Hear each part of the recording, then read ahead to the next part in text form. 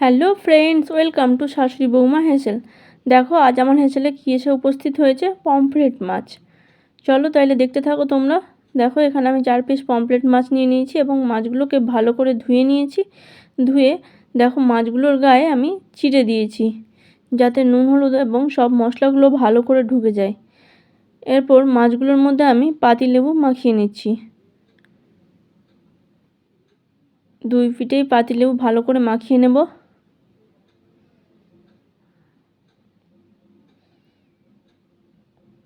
দেখো আবারও লেবুটা দিয়ে দিচ্ছি। এই মাছগুলো দিয়ে আজকে আমি কলাপাতার মধ্যে পাতুরি বলতে পারো বা কলাপাতা দিয়ে মাছ ভাজাও বলতে পারো। আমি তো প্রথমবার করছি। দেখো তোমরা যদি কোনো ভুল ত্রুটি হয় তাহলে অবশ্যই কমেন্ট বক্সে জানিও।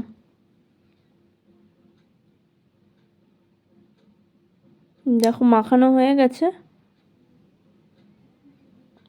এরপর এর মধ্যে দিয়ে দেবো কাশ্মীরি লঙ্কা গুঁড়ো। কাশ্মীরি লঙ্কা গুঁড়োকেও আমি ভালো করে মাখিয়ে নেব।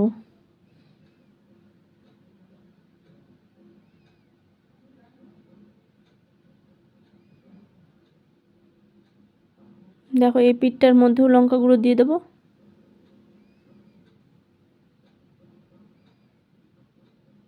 দিয়ে ভালো করে মাখিয়ে নেব।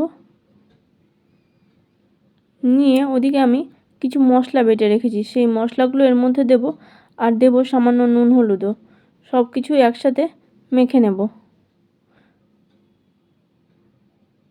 তোমরা তোমাদের আন্দাজ মতো দিও। এই মশলার মধ্যে রয়েছে জিরে, ধনে, কাঁচা লঙ্কা, আদা এবং রয়েছে গরম মশলার গুঁড়ো আর গোলমরিচের গুঁড়ো। সব দিয়ে আমি একসাথে মেখে নেব।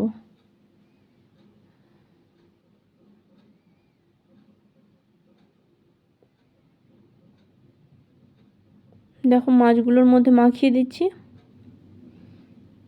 এক পিঠ মাখানো হয়ে গেলে অপর পিঠেও মাখিয়ে দেব একই রকমভাবে।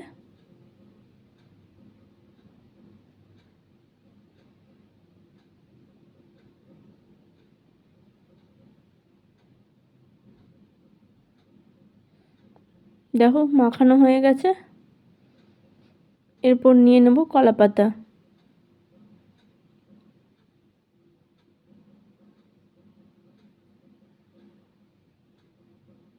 কলাপাতার মধ্যে দেখো মাছগুলোকে মুড়ে দিচ্ছি।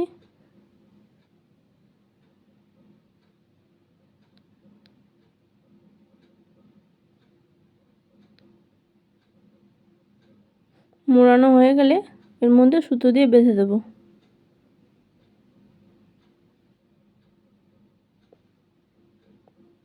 দেখো বাঁধা হয়ে গেছে।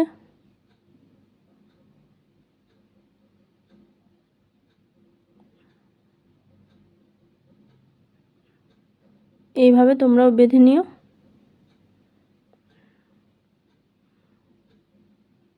এরপর আবারও একটি মাছ আমি কলাপাতার মধ্যে দিয়ে দিলাম।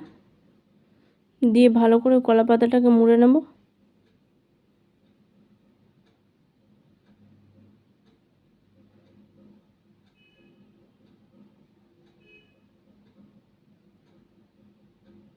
দেখো কলাপাতাটা এখানে আমি ভাঁজ করে নিচ্ছি।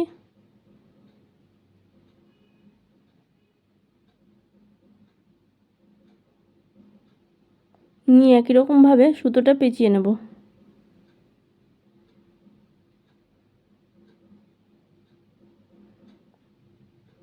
দেখো সুতো পেঁচানো হয়ে গেছে আমার অলরেডি। আর এদিকে আমি গ্যাসের মধ্যে ফ্রাই প্যানটা গরম হতে বসিয়ে দিয়েছি। ফ্রাই প্যান গরম হয়ে এসছে। এরপর এর মধ্যে আমি সরষের তেল দিয়ে দেবো। এই রান্নায় আমি সরষের তেল ব্যবহার করব। সরষের তেলটা গরম হয়ে আসলে তার মধ্যে আমি কলাপাতায় মোড়ানো মাছটা দিয়ে দেবো।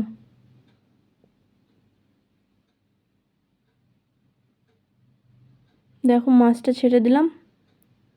দিয়ে একটু ভাজা ভাজা করে নেব।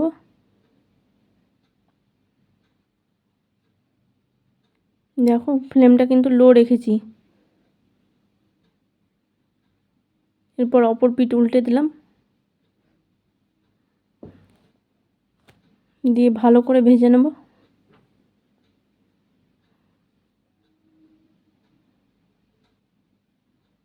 ভাজা হয়ে গেছে প্রায়, এরপর তুলে নেব। দিয়ে আবারও একটা এর মধ্যে ছেড়ে দেব, দিয়ে এটাকে ভালো করে ভেজে নেব। আর এদিকে দেখো মাছটা কি সুন্দর হয়েছে, গরম ভাতের সাথে যা লাগবে না, জাস্ট জমে যাবে। এর মধ্যে আমি একটু চাট মশলা আর পাতিলেবুর রস ছড়িয়ে দিয়েছিলাম উপর থেকে। তোমরাও এইভাবে বাড়িতে তৈরি করে খেয়ে দেখো, খুব সুন্দর হয়েছিল। আজকের মতো এটুকুই, দেখা হচ্ছে আবার পরবর্তী কোনো রেসিপির সাথে। সবাই ভালো থাকবে, সুস্থ থাকবে আর নিজের খেয়াল রাখবে। আর হ্যাঁ বন্ধুরা, অবশ্যই কমেন্ট করে জানিও যে কেমন লাগলো।